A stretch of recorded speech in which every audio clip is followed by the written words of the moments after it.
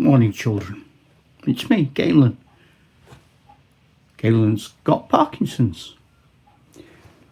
You are old, Father William, the young man said, and your hair has become very white, and yet you incessantly stand on your head. Do you think at your age it is right? In my youth, Father William replied to his son, I feared it might injure my brain, but now I am perfectly sure I have none, so I do it again and again. The wise words of Lewis Carroll in Alice in Wonderland. Now, to my knowledge, Lewis Carroll wasn't a wargamer, but it's pertinent to how our current video. I was asked for a piece, which is what this is, about tips and hacks that I might have acquired through my long and ancient journey through the mysteries of wargaming by one of our lovely subscribers. Thank you for that. And I promised I would make the video. If you go to look at the comments and things, you'll see the comment. So there we are. And I'm happy to do that for any of you. If anyone has a suggestion or a request. I'm not doing the nude soot juggling anymore. I'm getting past that a bit, so those sorts of requests I'm not likely to do.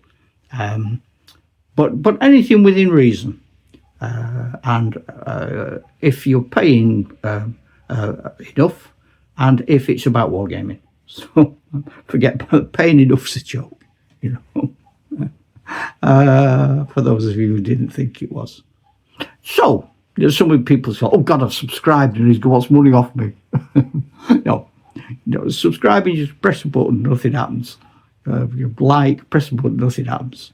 I'm not chasing you for pennies. So I was asked a question. I've been wargaming a long time. I keep banging on about it. Do I have any tips? Well, now it's interesting, really, because my tips, hints, there's nothing superbly revolutionary about it.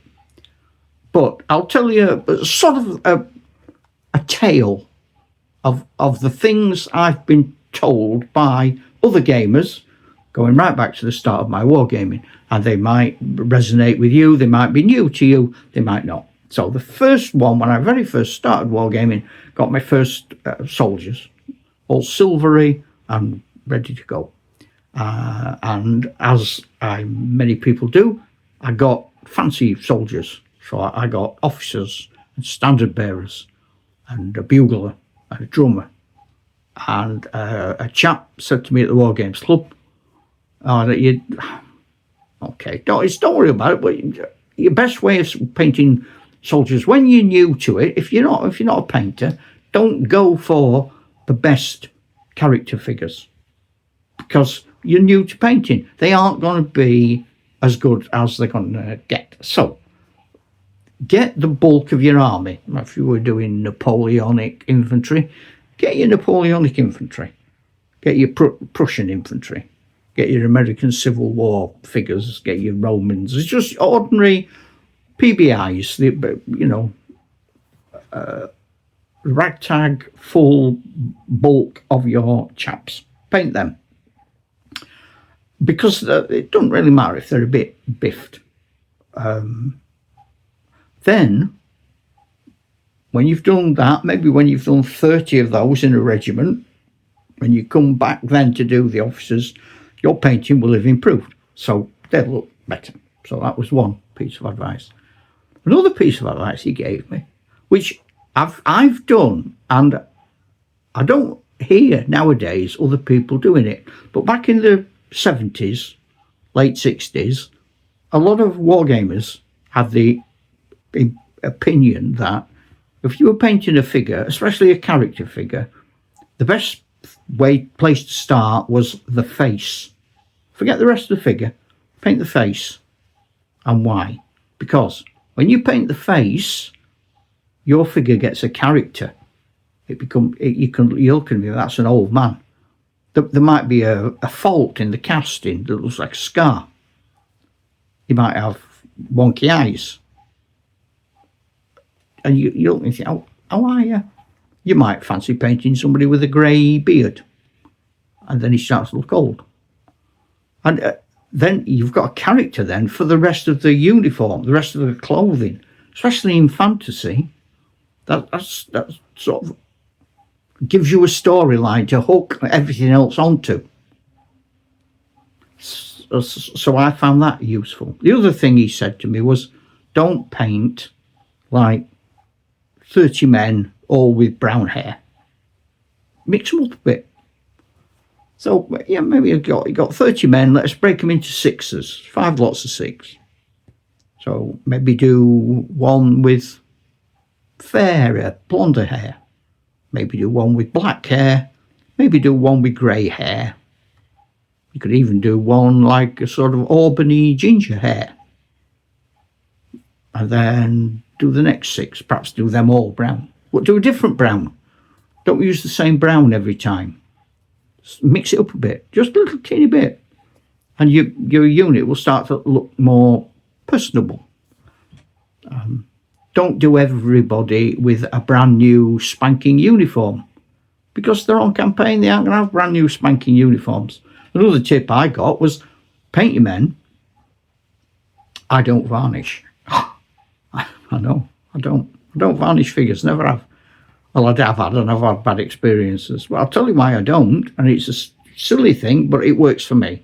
Especially now I'm older and I've got Parkinson's, and I don't want to be painting whole figures. And I've got rid of all my old unpainted. I don't have masses of projects. They've all gone. I've sold them. I've given them away. Whatever. I don't have them. But I can go back to old units. Like I've got some chaps here, these fellas, who have been around since the 70s. And when they come out for a battle, I can have a look. I think, oh, yeah, they've got gold helmets and gold chainmail. I could, if I fancied, maybe do the chainmail on one of them bronze. I could leave them where they are, it doesn't matter. Or if someone's chipped a spear, instead of just repainting the spear, paint it in a different brown to the others. But touch it up in sort of mottledy tones so that it looks different. You get it back to being normal, but same with troops. You've got a unit, maybe give him a different hat, paint his hat different. So give him a different colour bedroll, things that he might have picked up, different coloured water bottle cover. And over time, your unit gets more character.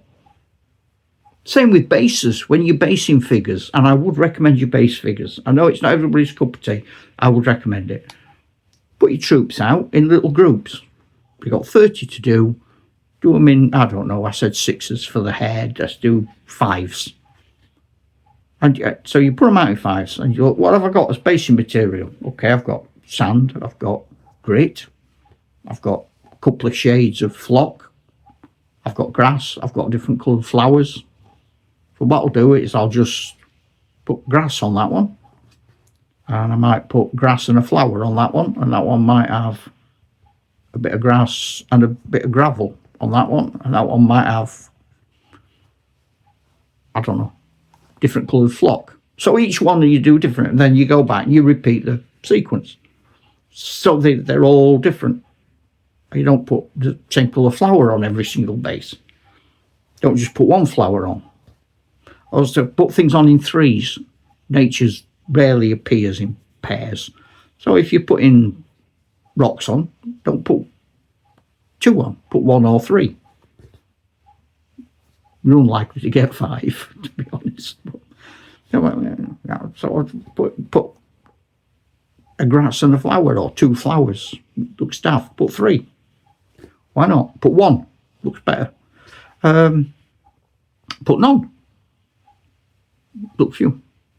I'm not a big fan of putting like helmets and dead bodies on bases, because your men move on. The dead body stays where it is. So why's that half a wheel following him around the battlefield? I personally don't like that. But there's sort of, they're not, I suppose they are tips, maybe hints. And when it comes to painting figures, I have developed, partly from using foundry paint, although I'm not sponsored by foundry, I've always liked them. When you buy foundry, if you go, I want some yellow. So you go off and you can get yellow. But you don't just get yellow. You can get yellow, you can get a lighter shade of that yellow, and you can get a darker one.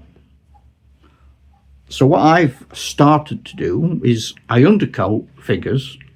And when I was studying art at college, way back, if we were going to paint a happy, bright, jolly painting, our lecturers said, give it a bright, jolly undercoat.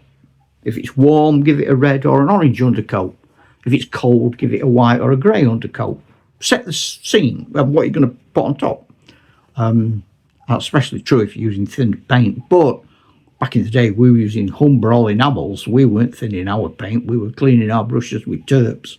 It's a very different world. I didn't paint a figure with acrylics till early 90s. It was an Eldar. I remember doing it. I didn't know what the heck I was doing. I was completely blown by that. And also, we didn't get fancy colours. Snot green, razzly blues. We didn't get that. You got green. And they were really, the pot in Humbrol were designed for painting Airfix kits, weren't they? They weren't designed really for wargaming. But I remember me and my mate were in Woolworths, and we found green leather and linen and raw linen. We went mental. Unbleached wool. Could not believe my eyes. You'd be ashamed if you knew how many of my men suddenly started wearing linen and unbleached wool. It was a revelation. Brown leather paint. You think, well, nowadays you don't even think about it, do you? So I paint. So I'm doing an English Civil War figure, and it's going to end up having a yellow coat. So I would undercoat him, prime him white. Or if I got a sort of a lighter mustardy primer, I'd use that. If it's going to be an armoured figure, I prime him in black. I prime them in the colour that is most likely to be on the figure. So if I miss a bit, or there's a bit I can't get to, don't matter, because it's already coloured. So if this chap with a yellow coat in English Civil War has an area I can't reach, don't matter, because it's already primed a yellow of sorts. So you're not going to notice it. You're going to notice it if it's silver, but you're not going to notice it if it's a complementary colour to yellow. So I do that. Then I use the darkest yellow I've got, and I paint the coat. And then I use dark blue to paint the cuffs and lapels. And then I use dark leather to do all of his accoutrements. And he might get dark grey for his hat. He might get dark red for his headband. And so on. And I don't worry about it being too careful, because what I do next, I come on with the medium colour, and I go from top to bottom. I always paint head to toe.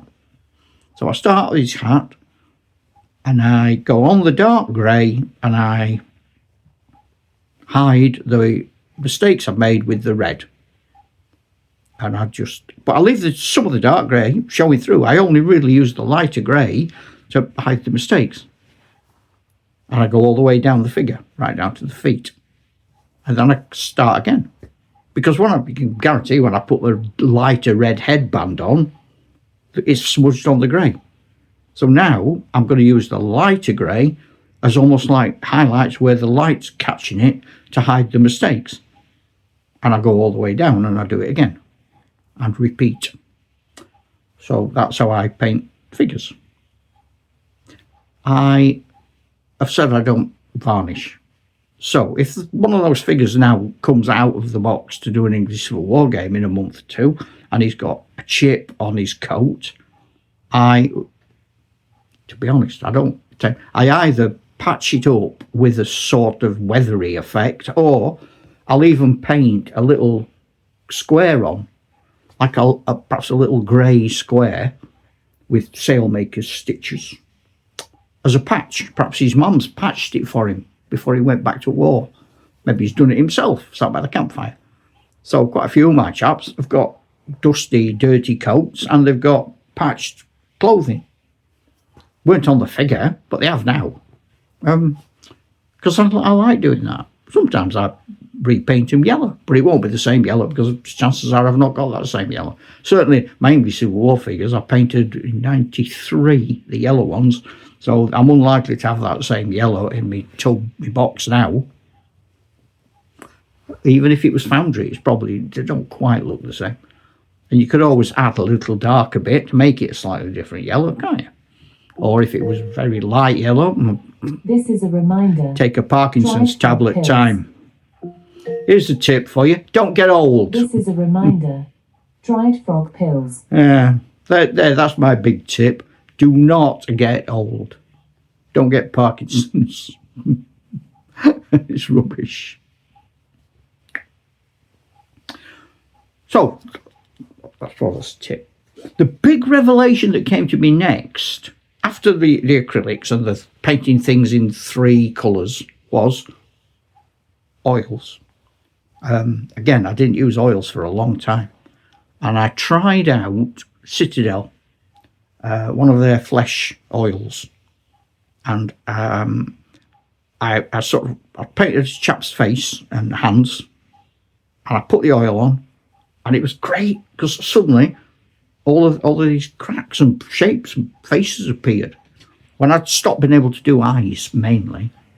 So now what I do is I do the dark colour, I do the medium colour, then I do the oil for that on the hands. So I've got dark and medium on his fingers, put the oil on to get all of these cracks and bits, and then with a very light flesh I just catch it as if the light's caught it on each finger. Gives you individual fingers.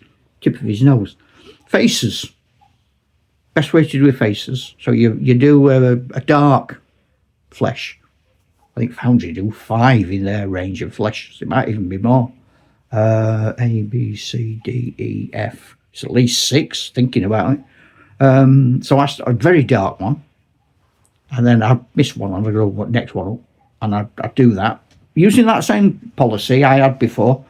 And then I ink it, and then I do another lighter one on top, and then once the light started to hit, I do a T across here and down there of light, a little bit there on his chin, a little bit there on the cheeks, tops of the ears, and then with the very, very lightest, I just do there and there and there. And you can always dop them out with your fingers if you don't like them, or you put a bit of oil on and hide them again. It's up to you, isn't it? But that T of light is really useful. There and there. Tips of ears. Tips of ears make a big difference. So that would be a tip, wouldn't it? And also a hack, because it's a quick way of painting a face. Dark, bit lighter, oil it, biff, bosh, dink, dink, dink, with light. I don't paint eyes anymore. I used to. In the olden days, I used to spend ages painting proper eyes, and I'm looking in different directions. And I've got to put my eyebrows and stuff. It's effective if you can do it. I can't do it anymore. But now, ink, and it just sinks all that lot back and picks out the detail that's there anyway. So, and for a lot of figures, you're not that bothered, are you? So painting, I also started to paint smaller scales. So I have 6mm, 10mm. People have looked at me and said, how do you paint 6mm figures when you've got Parkinson's? Well, it's a doddle. It really is a doddle. So like my French Napoleonic army, they get spray painted dark blue. So that's what the majority of them are going to be wearing.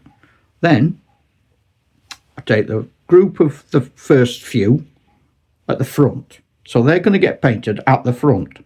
So they're going to get cross, and I usually do that with a white marker pen, acrylic marker pen, dead thin one. And they get whatever, white trousers if that's what they've got. I don't worry about the sides and the back. That's all I do. And they get a black hat. And then I'll do the bedroll, and I'll make sure the backs of the trousers are white and the sides. Then on the back, they have the backs done properly, and I very rarely do very much at the front. The ones in the middle, they get the hats and their faces, and maybe a teeny bit of bedroll, and maybe a rucksack, and maybe the outside men of the group might get the outsides of their trousers. So I'll put the front men on the stand, I'll put the middle men in the middle, I'll put the end men on the end, and then I flock the base. Actually, I flock the base, then I put the figures on. Then I quickly, with a cocktail stick, put some PVA in between, flock them again, different flock, give them a blow, done, bosh, get off, go away. So they're relatively simple to do, really. I mean, my mate's got a 6mm flat MDF army, British Napoleonic, and he painted his black, and from a distance you can't see the black, just makes them look interesting in the shade, like Cliff Richard and Hank Marvin. They're in the shadows. And the red, like on the arm, he's gone like that on the arm. The rest of it is black. But it don't matter, because it looks really good. It looks really good. Cheat. That's another tip. Have a cheat. Dry brushing. That was the next thing I came to as a revelation. Dry brushing's awesome. I mean, you can, if you want, and I can see the beauty of this as a plan.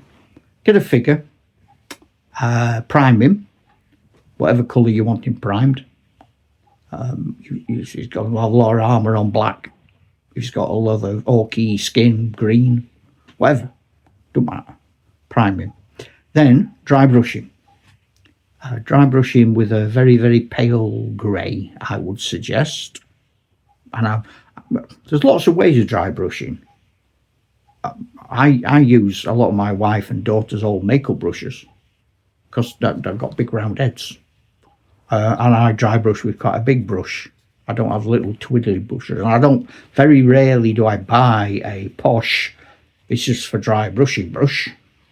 And I use a lot of my broke and corroded and falling to bits brushes as dry brushes. And I even get a pair of nail scissors and I'll trim them to different shapes. And you get the paint on. If I'm telling you, if you know this, I'm sorry, but get the paint on and then wipe as much off as you can. Really wipe it off till you think there's no paint on there. And then give it a tickle. And the paint that's on will catch the detail. If you put too much paint on, you're going to lose the detail. And if you've not got enough paint on, you can put a bit more on. And if the result isn't quite what you want, you could put a slightly different grey on or whatever. Once you've done that, you've got all the highlights. You can see everything. You can see all the detail. Then you can use paint. You can thin your paint with water. You can use ink. Inks are great now. I only used to use the flesh coloured one. Now I've got a green ink and I use that on orc skin, and I've got a blue ink. I've got null oil for machinery is brilliant. And they last ages. Absolutely ages. So I've become a fan of oil. So that's something I've discovered. Something else I've discovered, which is fun, I've started doing sci-fi, but also I prefer like just rubble. So get a load of bits out of your bits box, tyres, wheels, old bits of sprue, anything really that looks rubbish, and just stick it down on a piece of board or plastic card in a big heap, like a spoil heap. I've got one that's sort of broken bits of wood and doors and things. And then whenever you're dry brushing, dry brush on that. So I spray painted my sci-fi metally one with a browny rusty primer, and the bricky one I primed with a grey brick thing. And then so now every time I'm doing anything with rusts or metal things and I want to dry brush, because I'm using a lot of rust paint now, I like them as well, those rust effects.